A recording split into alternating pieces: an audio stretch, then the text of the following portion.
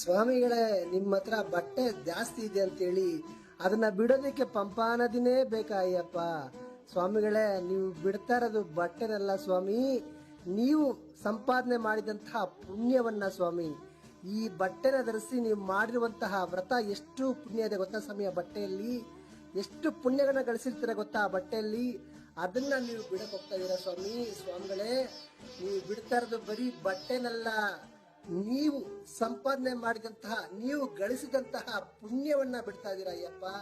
ನಾವು ಶಬರಿಮಲೆ ಯಾತ್ರೆ ಮಾಡ್ತಾ ಇರೋದು ಪುಣ್ಯವನ್ನ ಸಂಪಾದನೆ ಮಾಡೋದಕ್ಕೆ ಸ್ವಾಮಿ, ಪಾಪವನ್ನ ಕಳೆಯೋದಕ್ಕೆ ಸ್ವಾಮಿ. ಇಲ್ಲಿ ನೀವೇನು ಮಾಡ್ತಾ ಇದ್ದೀರಾ ಅಯ್ಯಪ್ಪ? ಪುಣ್ಯವನ್ನ ಬಿಡ್ತಾ ಇದ್ದೀರಾ, ಪಾಪವನ್ನ ಹೊತ್ಕೊಂಡು ಬರ್ತಾ ಇದ್ದೀರಾ ಸ್ವಾಮಿ. ಸ್ವಲ್ಪ ಆಲೋಚನೆ ಮಾಡಿ ಅಯ್ಯಪ್ಪ. ಇದು ಯಾರು ಹೇಳಿದ್ರು ಗೊತ್ತಿಲ್ಲ, ಯಾಕೆ ಈ ಕಾರ್ಯವನ್ನ ಮಾಡ್ತೀರಾ? ದಯವಿಟ್ಟು ಮಾಡಬೇಡಿ. ಪುಣ್ಯವನ್ನ ಕಲ್ಕೋತೀರಾ, ಪಾಪವನ್ನು ಹೊತ್ಕೊಂಡ್ ಬರ್ತೀರಾ. ಸ್ವಾಮಿಯೇ ಶರಣಮಯ್ಯಪ್ಪ.